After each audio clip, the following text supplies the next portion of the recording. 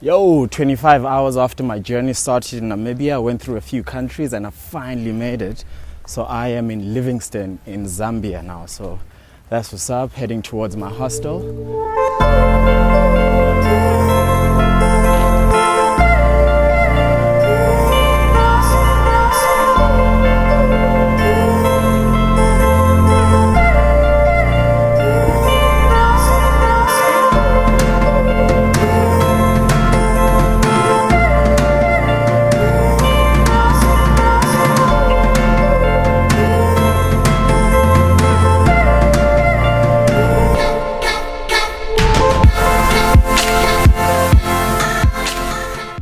So we're above Victoria Falls. Basically, we're making our way to the Devil's Pool, where we're gonna swim right at the edge of the pool.